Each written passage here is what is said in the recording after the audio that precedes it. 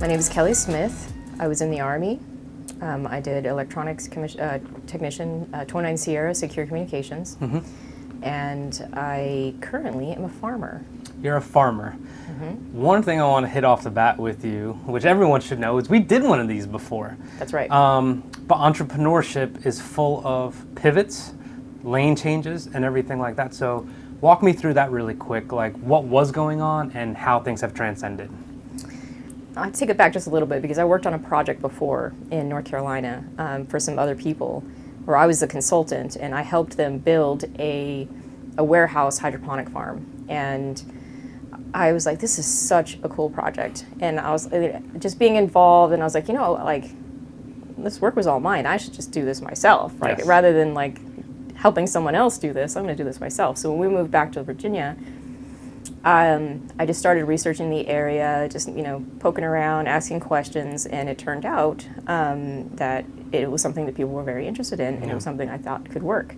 So I got to work, started putting a business plan together, and I was looking for 6,000 square feet of building, which is not easy to find. Yes. That is the big difference between the two cities. Yes. So I was like, oh well, I'm just gonna. Maybe I start with a smaller space, I'll, work my way up. I started, making connections. What were you trying to provide to people?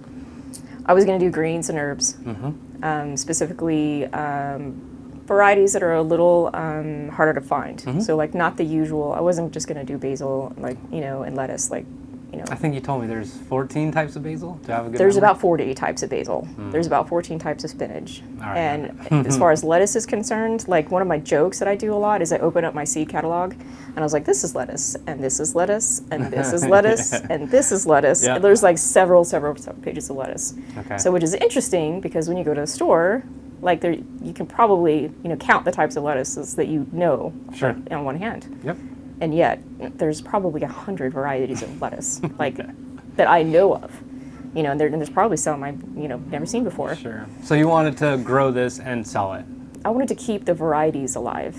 I wanted to provide something a little different. There's lots of colors. There's lots of flavor varieties. There's lots of leaf structure varieties. There's wavy leaves. And one of my favorites to grow is dinosaur kale, which it grows about this big and has these big, it's called dinosaur kale because it looks like leather. It looks like leather skin, and it's giant. And so it's that's fun to grow. Stuff is fun to grow, but you can't find it anywhere. So then you had it. It was beyond lettuce is what it was, so does that still exist?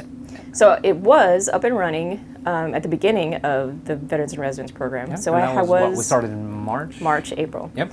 And so I had it up and running. I had 2 clients. Yep. And then the person next door to me had a water leak and caused hundreds of dollars or $1,000 of damage or whatever. And so they shut me down as well because of his water leak.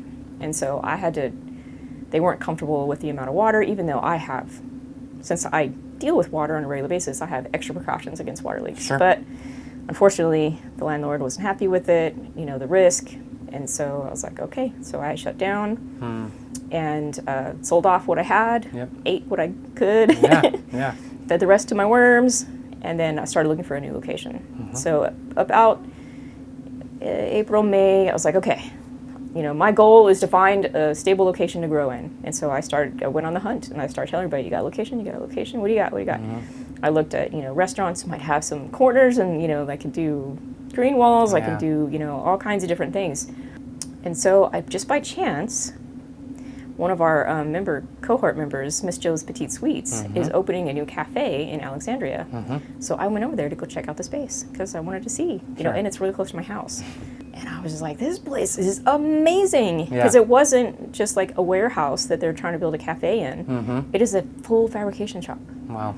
The place is called The Garden. How do you get serendipitous? I'm serious. The very definition of serendipity right there. And I was like, and they used to have a joke in that place that people would come in there by mistake and ask for, gardening supplies or something, and they're like, no, we don't do plants. That's funny. I was like, you can't say that anymore. Yeah. So let me ask you this. I know what you do. Now we all know what you do, but did what you do in the Army have anything to do with what you do now? No. What did you do in the Army? So secure communications, which actually doesn't exist anymore because it used to be a separate piece of machinery that went along with your radio to encrypt it on both ends. And you had to have these keys and they had to both match and all this silly stuff. And so my job was to keep those boxes working. And once SynCars came online and frequency hopping and and then the equipment became all built in, and they're all obsolete, and I got merged. My MOS got merged with somebody else. I got out. I didn't stay in. I definitely in the military, we didn't quite mix. It's fine. So I went ahead and got out, and I really liked electronics. Like I actually got to work in a double level maintenance, which is like the highest level maintenance. They actually repair cards and stuff. So I actually got to look at circuit boards and learn actual electronics instead of just, I don't know if you remember the test machines. It asks you a question, and then does this light blink? Yes or no? And then it asks you another question, and is does this happen? Does you hear the sound? Yes or no? So which is not actually electronics. It's just running through a test, which is, I think about it now. It's hilarious that we actually did that. It took so long, but it was dummy proof, I guess. Anybody could run a test. But I mean, so you were working depot level maintenance. Everything was good, but then how did you make this is literally a complete jump in the opposite direction. Right. How did that happen? Because this is very common, right? A lot of us don't do what we did when we get out. So I did electronics when I got out for a while. I went back home to Albuquerque, New Mexico. And then by chance, I got a job at a software company, and they allowed me to cross-train. They had their own training program. So I went from hardware to software. And from software, I stayed in software for the next 15 or so years. And then decided I'm done working, I'm gonna have some babies. So I quit working, had some babies, and I grew up on a pig farm. So I've always had a farming background. And so I always had, a tomato plant or, some stuff I'm growing. There's always plants in my house. And so we bought some land, we decided we were gonna move out of town. We were sort of tired of the DC 24/7 work, schedule. My husband is a software engineer as well, and so we just got tired, and then we moved out to Fredericksburg. We were going to do the Homestead thing, and I was going to raise kids and have a little farm and just do that thing, and then that didn't work out. It turns out that in my old age I have a very low tolerance to heat, and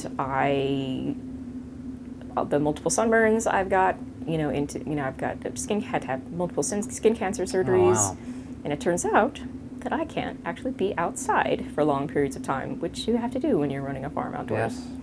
So I was at Thanksgiving, probably want to say 8 or 9 years ago, and my brother, who's stationed in Wichita, we went to visit him for Thanksgiving, and he showed me this video on aquaponics, and I was like, oh, that's really cool, that's fascinating.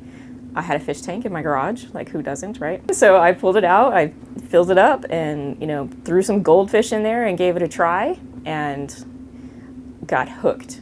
I was absolutely hooked. Before long, you could barely... What was it though? So this is great for me because you saw some video that piqued your interest, and then here you are. But what was it? What was it that got you hooked? It's interesting you say that. You know how you were asking before how my military career actually helped now? Yeah. Something that always fascinated with me is systems. When you're troubleshooting some equipment, 100%. you gotta, where is the breakdown? Is it in this section? Is it in this section? Sometimes. You remember those big walls of equipment with all the blinky lights? Yeah, you have to figure out which one is causing the problem. So the whole troubleshooting aspect of the system was always the most fascinating piece. Sure. Well, an aquaponic system is like that too. So an aquaponic system, you've got a fish tank with your fish poop in the water, your pump pulls it out and it runs through, and you run it through a filter, and it goes through your plants, and the plants and the bacteria actually process that waste product and turn it into plant food, which then also cleans the water, which then goes back through the system into clean water for the fish.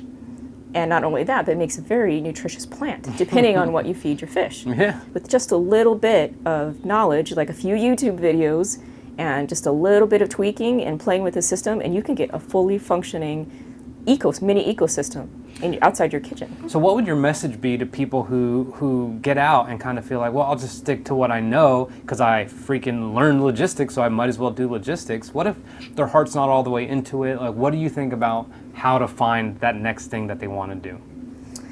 I honestly like to use just a little bit of random in my search. So like I never would have applied for a software job. And you know what made me apply for the software job is the ad made me laugh. So like I was doing job applications and I was tired of the place I was working at because they had like this mandatory overtime policy. Oh, yeah. We were doing like 12-hour shifts, 4 days a week and 3 days off, kind of one of those kind of things. Yes. I was so tired, and I also had been filling out, the old, it wasn't online applications back then, I'm still showing my age a little bit, but you had to fill out this stupid piece of paper, and, Yes. and you couldn't just Xerox it, and Yep. you couldn't just give your resume out. You still had to fill out this dumb piece of paper, so I was like frustrated with the job process. And so I went to I saw the ad in the paper for this software company, and they actually had an online application. So I just checked them out, and I decided to take my frustration out, and I answered all the questions like sarcastically, for the fun of it, thinking I'm not going to hear from them, but whatever. They called me. Yeah. Yes. I don't know if that will work anymore, but I made them laugh, and so they called me in, and they were starting some new thing that nobody knew how to do.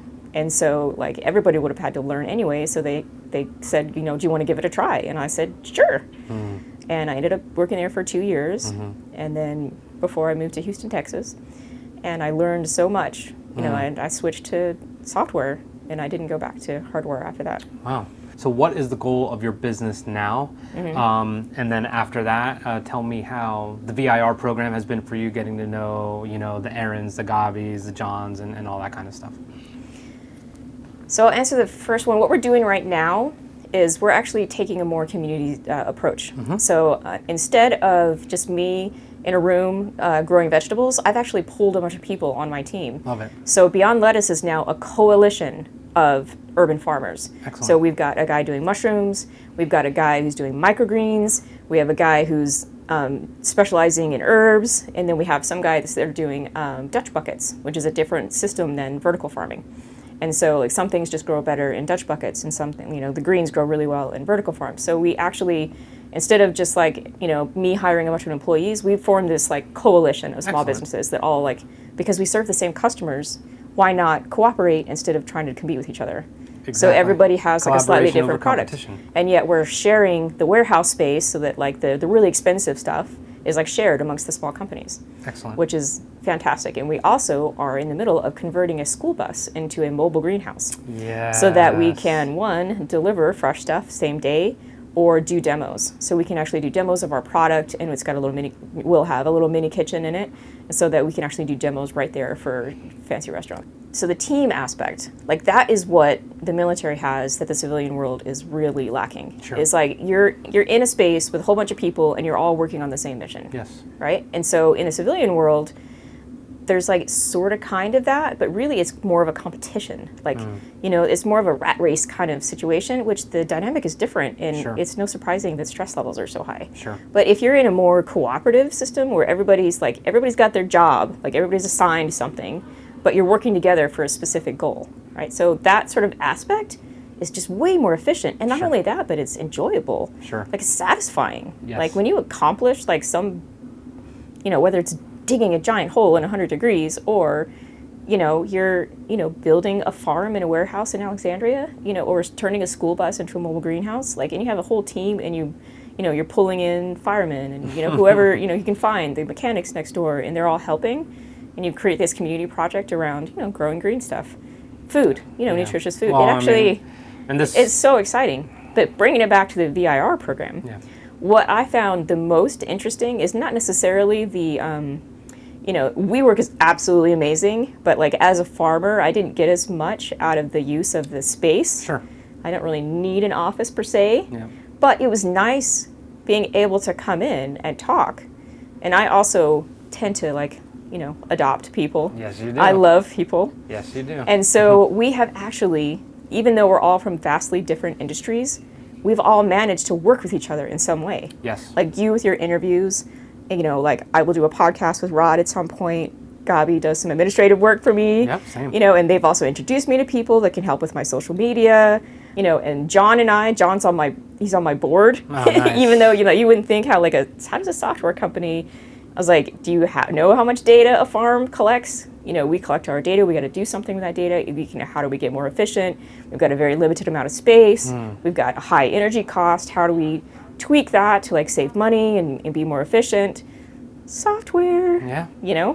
So like my kids go to Juan's class. Like it's really interesting is we all started working together in some way, even though vastly different industries. Completely. Yeah. So I just like find that we learn from each other. Yeah. And for everyone who doesn't know, she's the mama bear of this group right here. She literally just got an award or you got a gift certificate from the CEO of Bunker Labs because you were just noticed as someone who brings everyone together. I still think you guys just needed me to get some new clothes. But you're always representing and doing great things. So where can we find you? Where can we find you to catch up with you and to learn more about what you do or give you some business? So beyondlettuce.com is up and running. It's a brand new website, so it doesn't have a whole lot of information yet, but stay tuned in the next couple of months. We do have an Instagram too, but it's in the same state. Sure. But the school bus project, which is a community project, you can come and volunteer. You can start building on the bus if you're an engineer and want to do some cool stuff like converting engines into run on veggie oil or work on solar panels, things like that. We have a building full of engineers, if you want to just come and learn. Thegardenbus.org. Gardenbus.org. Gardenbus.org. We just bought the domain, so the website should be up Tuesday or Wednesday. Awesome. Well, by the time this comes out, it should be up. So there you go. Awesome. Well, thank you so much for your time, and best of luck to you. I'm so glad that they're doing these interviews. They're so fantastic, and I love watching them. I appreciate it. Thank you. Mm-hmm.